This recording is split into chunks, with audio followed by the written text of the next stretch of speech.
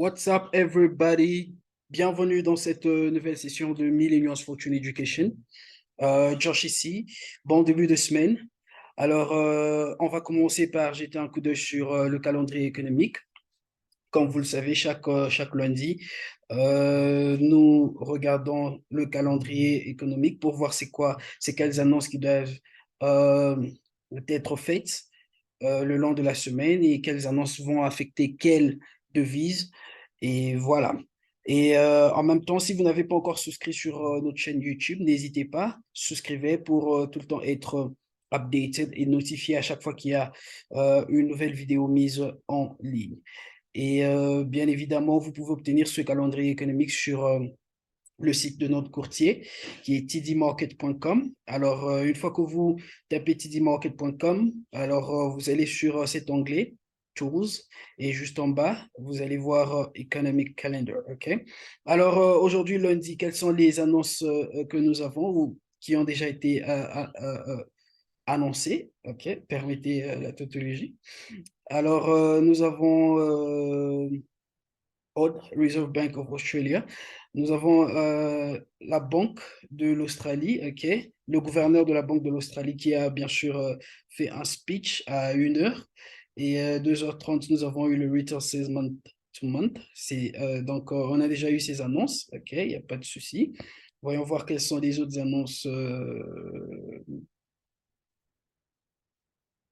Voilà, à 16h juste, nous avons le président Lagarde, ok? Le président de la Banque centrale européenne qui doit faire un discours également, 16 heures juste, ok, donc la zone européenne littéralement sera affectée, mais on va garder, c'est pas un grand event, ok, mais nous allons garder un œil dessus.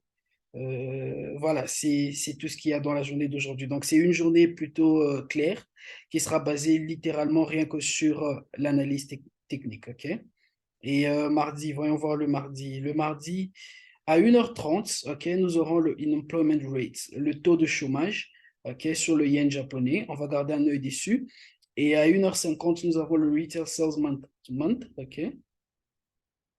Et bien sûr, nous avons des CPI qui ne sont pas vraiment trop, qui ne vont vraiment pas trop impacter le marché, ok. À 10h juste dans la journée de mardi, nous avons le GDP, ok, quarter to quarter, donc sur le CHF. Donc, nous allons garder un œil sur cet événement également. Et puis, à 11h30, pour ceux qui sont en train de trade euh, le rand sud-africain, avec nous, nous avons le unemployment rate également, le taux de chômage, OK, qui sera fait à 11h30 mardi, donc demain. Et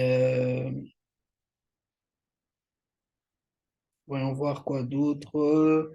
CPI, OK. Et puis à 15h30, nous avons le GDP month, OK.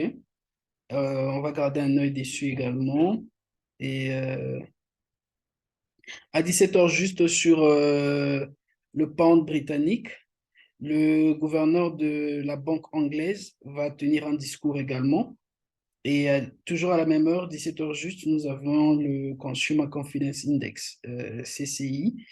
On va garder un œil dessus et on va voir bien sûr qu'est-ce qui va se passer. Et dans la journée de mercredi, voyons voir le mercredi, qu'est-ce que nous avons. Le mercredi, c'est payé, ok, pas grand-chose. GDP quarter to quarter, on n'espère pas avoir un grand impact. Ok.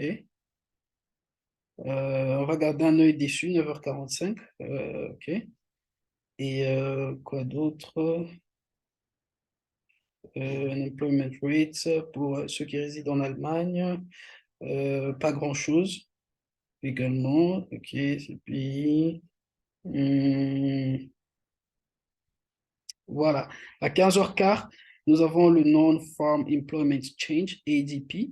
OK. Et à 15h30, nous avons le GDP quarter to quarter. Alors là, ce sont deux événements majeurs. OK. Donc, à partir de mercredi, on va essayer de ne pas trop trade. On va essayer de ne pas trade les paires avec le dollar. OK. Parce que ça, ce sont deux grandes annonces. OK. Qui vont littéralement affecter le marché. Donc, on va essayer de ne pas trade ces paires avec USD, OK? Et en voilà un autre, à 17 heures juste sur le dollar, nous avons le job openings. Euh, un grand événement significatif également, et le pending home sales également à la même heure. Donc, vous allez comprendre que le dollar américain, le mercredi, il sera très, très volatile. 17h30, nous avons le crude oil stock change. OK? Donc, à partir du mercredi, on va essayer de ne pas trade les paires avec USD. Et voilà, 20h30 également, dans la journée de mercredi, nous avons euh, le speech du Chair Powell. Donc, vous allez comprendre, en fait, que le mercredi, nous avons près de 4 à 5 grandes annonces qui seront faites sur le dollar américain. Donc, vous ne voulez pas trade les paires avec le dollar parce que vous ne savez pas ce qui va se passer, OK? Et le jeudi, voyons voir le jeudi, qu'est-ce que nous avons le jeudi?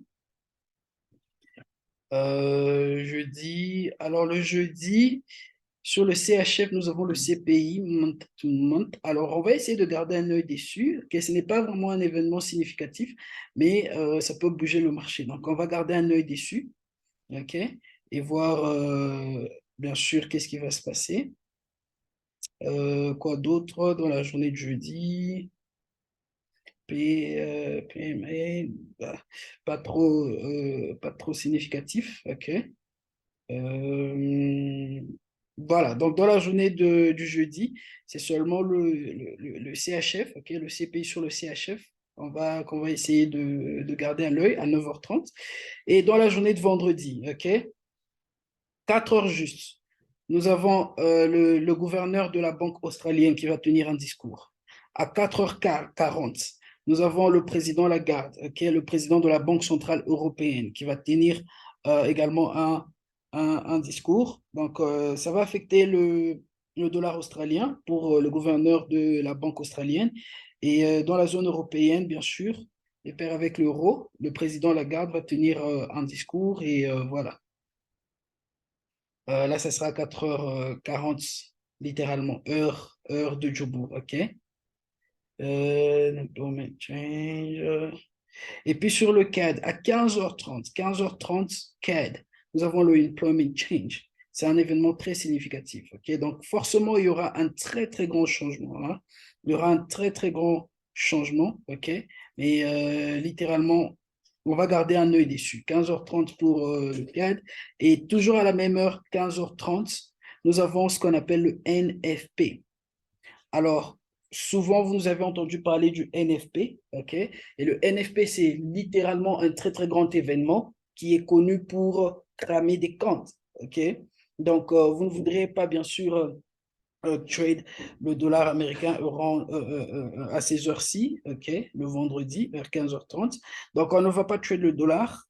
On va attendre que cette annonce soit faite parce que le marché sera très, très volatile à 15h30. OK. Et bien sûr, nous aurons aussi le taux de chômage aux États-Unis qui sera annoncé, oui, qui sera annoncé. Donc, on va garder un œil dessus et on ne va pas se précipiter sur les différents trades. OK. Donc, voilà. Là, ce sont les grands événements du vendredi. OK. Donc, nous avons le NFP ce vendredi. On va garder à l'œil. Voilà. Donc, on a fini avec le calendrier économique. On va maintenant transitionner sur littéralement nos charts, OK, et voir qu'est-ce qui est en train de se passer sur nos charts. Alors, si vous nous suivez, ça fait un bon bout de temps, vous allez voir que sur Euro-USD, nous avons littéralement pris cette position ce matin. Ça nous a donné à peu près combien? On est entré dans ce trade quelque part là. Voilà, quelque part là. Et on a pris notre profit around 80, donc 70 à 80 pips. OK? Donc, on a pris ce trade ce matin. On a eu une correction complète ici. OK? Là, je suis sur le H1. On a eu une correction complète. On a eu ce mouvement impulsif haussier. OK? Et ensuite, on a eu littéralement cette correction complète. Alors, ce gap que vous voyez là, c'est bien sûr le gap du week-end parce que le marché ferme le vendredi et rouvre le dimanche à minuit, littéralement. OK? Donc, c'est pour ça qu'il y a eu ce gap. Alors, on a pris ce trade, excusez-moi, on a pris ce trade ce matin avec nos étudiants et ça nous a donné à peu près 80 pips en profit. Notre take profit était quelque part là. Donc, vous voyez, il a atteint notre take profit. GBP USD également. GBP USD, littéralement, on est rentré dans ce trade quelque part là. OK? Et avec GBP USD, nous étions dans ce trade. OK? Et il nous a donné à peu près 35 pips en profit. Alors, compte tenu de ce que le DXY était en train de faire, on a fermé cette position. On n'a pas voulu on n'a pas voulu la laisser ouverte, ok? Compte tenu de comment le prix est en train de se développer à ce niveau. Ok. Alors, on attend voir. Comme vous voyez, il y a une forte réjection. On va voir comment ce candlestick va fermer. Ok. Il y a une forte réjection là. On va voir comment ce candlestick va fermer. Mais notre take profit était quelque part là. Il était quelque part là. Pourquoi je dis qu'il était? Parce qu'on a fermé ce trade compte tenu de la grande réjection qui est en train euh, de se laisser voir là. OK? Alors, il y a des fortes chances que le prix revienne vers le bas. OK? Il y a des fortes chances. On va observer ce que le prix va faire. Mais il y a des fortes chances que le prix revienne nous donner un nouveau lot à ce niveau de support. Alors, si vous voyez, nous avons un fort niveau de support à ce niveau. OK? Donc, il y a des fortes chances que le prix revienne retester encore ce niveau de support. OK? Et s'il revient retester encore une fois ce niveau de support, excusez-moi, voilà. S'il vient retester encore une fois ce niveau de support, là, bien sûr, nous allons prendre à notre achat. OK? Donc, là, c'est littéralement GBP USD. Alors, le gold également a fait ce que nous avions anticipé. On a eu ce mouvement impulsif haussier, n'est-ce pas? Et ensuite, on a eu cette correction. Alors, nous ne sommes pas rentrés dans ce trade. Pourquoi? Parce que, bien sûr, nous anticipions que ce mouvement allait aller à la hausse, mais nous allions avoir une entrée seulement si le prix nous donnait un nouveau bas à ce niveau, ce qui ne s'est pas passé. OK? Alors, si vous nous suiviez, bien sûr, vous auriez pu prendre un autre trade à ce niveau. OK? Un breakout trade. Vous l'auriez pris à ce niveau. OK? Donc, vous aurez fait à peu près quasiment 80 pips en profit sur le gold. OK? Et voilà.